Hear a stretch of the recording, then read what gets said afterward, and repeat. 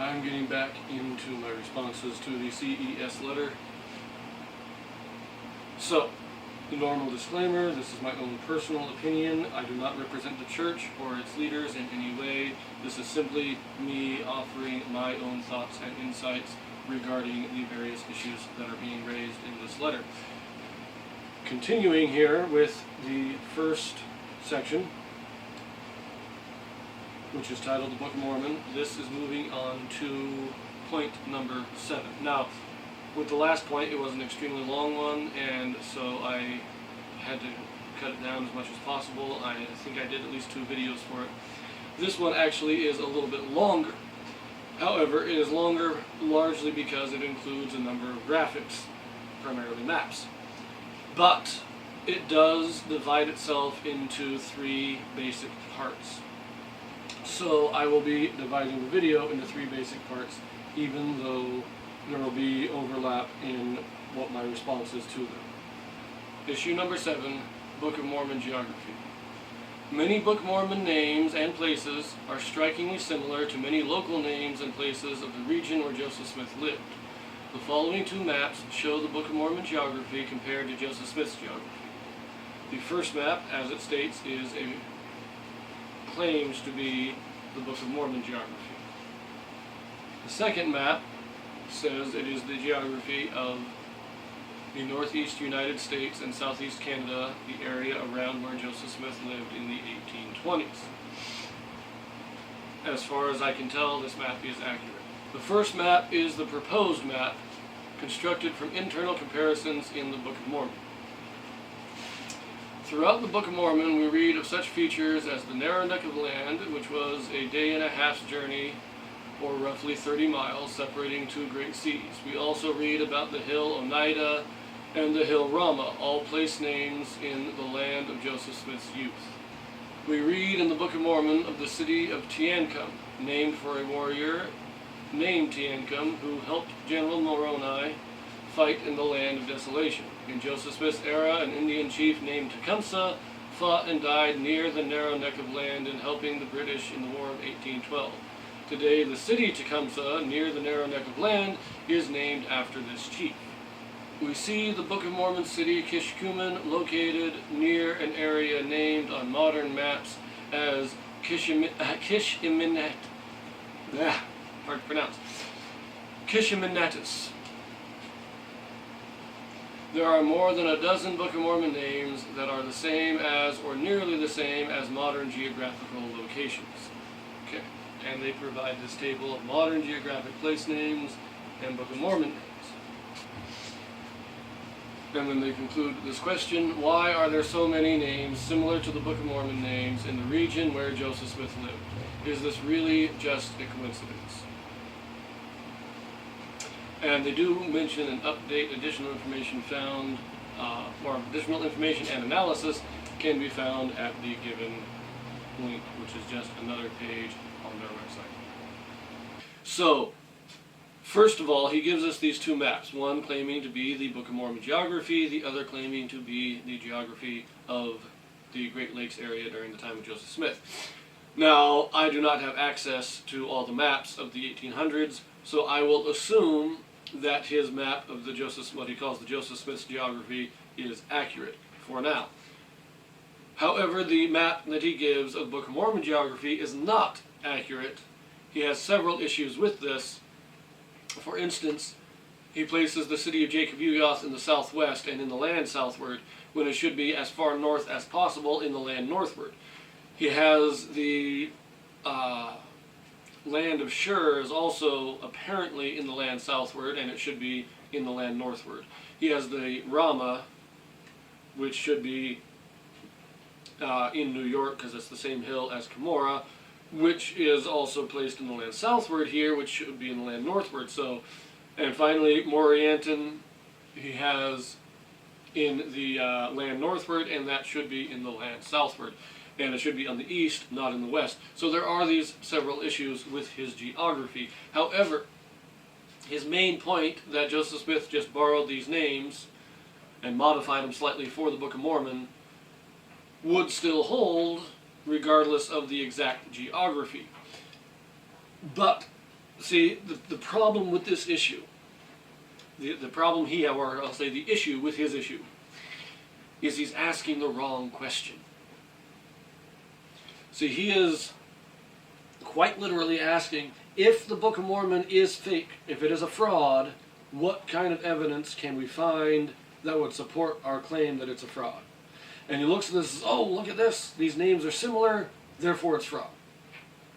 But he's not asking the right question. And that's the problem. See, when we accept the Book of Mormon is true, then the question doesn't become, how can we prove it fake? But the question isn't, how do we prove it true? See, I already know the Book of Mormon is true. I accept it as truth. It goes back to my original post with the 5 truths. I accept the Book of Mormon as true. It is true scripture. It is true history. Given that it is true, what would we expect when it comes to the names of people and places in the Book of Mormon as compared to the rest of the world? That's the question that needs to be asked. What would be the logical relationship between them? And that's where we get into where his whole argument completely falls apart. Because he is not asking the right question. And I'll get back to that in just a moment. Okay, so when we ask the question, what would we expect? First of all, we've got to examine the history as presented in the Book of Mormon. So if we accept the Book of Mormon as true history, then we accept that Lehi and his family and those traveling with him were Jews from Jerusalem around 600 BC. Coming from that heritage, we would expect the Book of Mormon to be full of Hebrew names, of Jewish names, which is what we find all through. There's many of them all through the Book of Mormon. Now, America also comes out of a Judeo-Christian heritage. The Bible is a huge part of our heritage, and there are many places throughout the Western world that are named for people and places in the Bible. Thus we have this shared heritage with the Book of Mormon. So, is it any wonder, or would we not expect, that names from the Book of Mormon that are taken from the Bible would also likely appear in the United States, or any other Western country for that matter? This is something, many states have these names, and if the Book of Mormon peoples are coming out of Jerusalem, they are Jews, we would expect them to also have these names. So now we look at the table that he provides for us here, where we have modern geographic places compared to Book of Mormon names. Logically speaking, names taken from the Bible, or Hebrew names, would logically appear in both. So those would pose us no issue, that we can just remove them.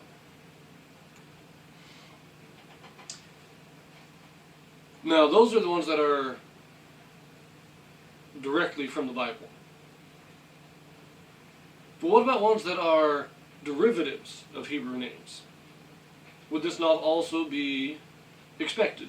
These derivatives of Bible names would also be logically found in both places. Be slightly different because the languages are a little different, but we would expect these derivatives. And so we would remove those derivatives from this list as names that pose no significant issue. But continuing on, what would be the next thing we would expect? One thing that anybody who is familiar with the United States would know is that there are dozens, hundreds, if not thousands of names of places derived from the native languages. And if the Book of Mormon is the actual history of the American continents, then the native languages are derived from the Book of Mormon. Therefore, we would expect similar names from the Book of Mormon and native languages.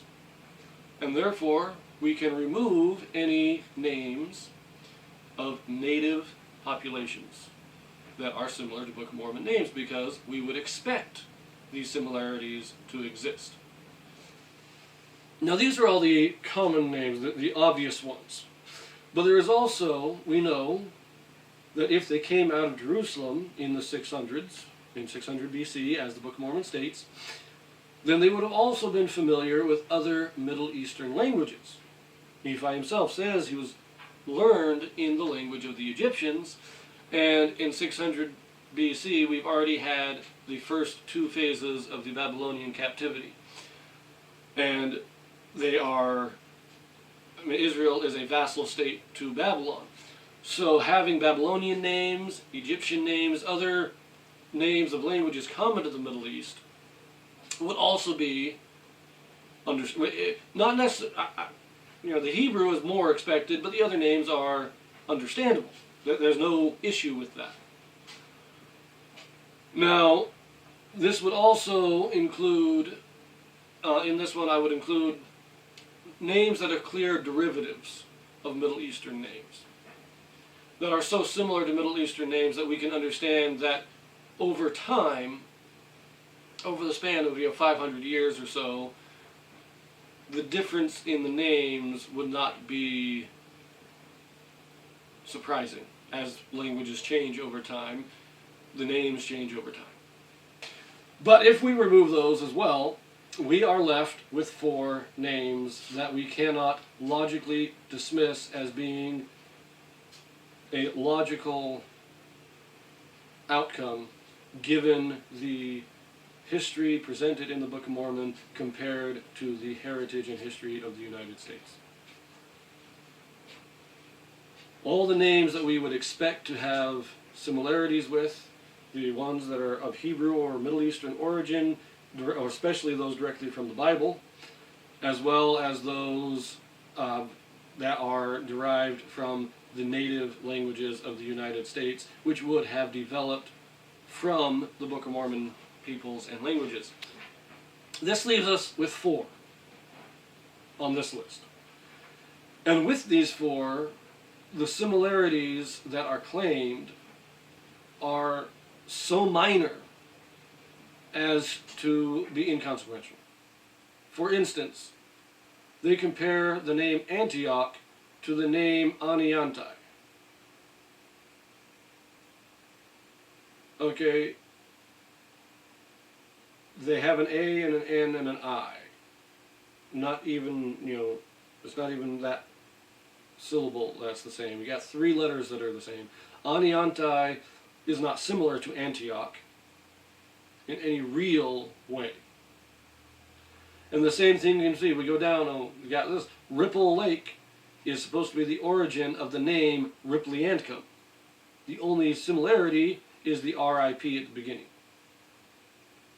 So, as I say, most every name that they list can just be dismissed as being a logical result of the history and heritage of the two people that are coming together. And the rest are so superficial as to be meaningless. So having addressed the general complaint that names are similar between the Book of Mormon and modern United States, let us look at a couple of their claims in what they say rather than the table of names that they give. For instance, here it talks about the city of Teancum and the man Teancum as mentioned in the Book of Mormon. They claim the city of Teancum is named after the man Teancum. The problem is that the Book of Mormon doesn't actually state this. We do have a man, a captain, named Teancum during the time of Captain Moroni, about 50 years BC. Then about 400 years BC, we read about a city Teancum. Is it named after the man that lived 450 years earlier? Possibly, but it is not stated. Therefore, they are making a claim that is not actually made in the Book of Mormon, and therefore should not be made. Now, they do rightly say that Teancum himself, he was a captain, and he fought in the land, they say he fought in the land of desolation. He did not fight in the land of desolation. He fought in the land southward around Zarahemla and the land bountiful. He never went into the land of desolation. So again, we have an inaccuracy. Then they state that there is the Indian chief, rightly so, named Tecumseh, who lived and fought in the War of 1812, where he was killed. They say he died near the narrow neck of land. They also state that there is a city that is named after Tecumseh, and they are claiming a relationship here. We have a city, Teancum, named after a General Teancum in the Book of Mormon, and we have a city, Tecumseh, named after an Indian chieftain, Tecumseh, in the time of Joseph Smith. A few issues with this, as I already pointed out, their claims regarding Teancum and the city Teancum in the Book of Mormon are not accurate. Second of all, the man Tecumseh, the city that is named after him, there's actually two. There's one in Michigan and there's one in Canada. The city that they actually link to is the city in Ontario, Canada, which was not named Tecumseh until 1912.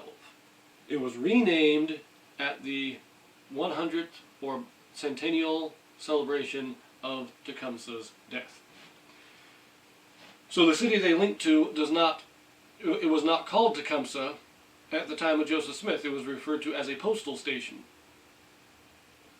because it had so few people there. It was just a small pit stop on your way to the town of Windsor.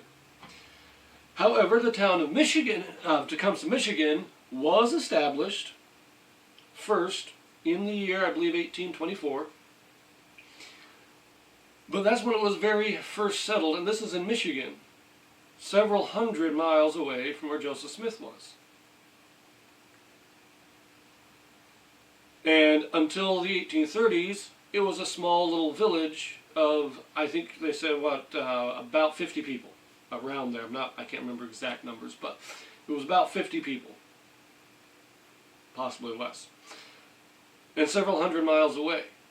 So the idea that Joseph Smith would have based anything on that city or that town is illogical. However, going back to my main point, Tecumseh is fairly similar to the name Teancum. And I'm perfectly willing to admit a relationship there. It's not as close as they're trying to claim, but I can admit there's a relationship there. But again, it's a relationship that is perfectly understandable, because over time, languages and names change. And so the name Teancum, which was had in the Book of Mormon times, 1,500 years later, could be rendered in modern languages as Tecumseh. There is no issue there for me, because it would be a logical progression. But regardless, the information they provide is inaccurate. Finally, I gotta point this one out. They say that in the Book of Mormon there's the city of Kishkumen, located near an area named on modern maps as Kishimenetis.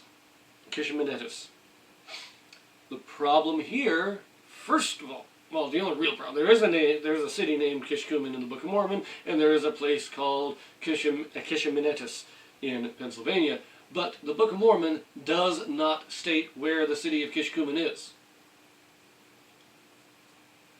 The city of Kishkumen is just listed as one of many cities destroyed in the destruction that happened at the death of Christ. We are never told where it is in relation to anything else. So to claim that the geography matches up like this is an outright lie. Or, if you want to give him the benefit of the doubt, it is proof that he never read the Book of Mormon. One of those two things really has to be true, because if you read the Book of Mormon, you would know there is no geographical information as to where the city of Kishkumen was. But anyways, I'm going to end this section of the video here, and stay tuned for the next part.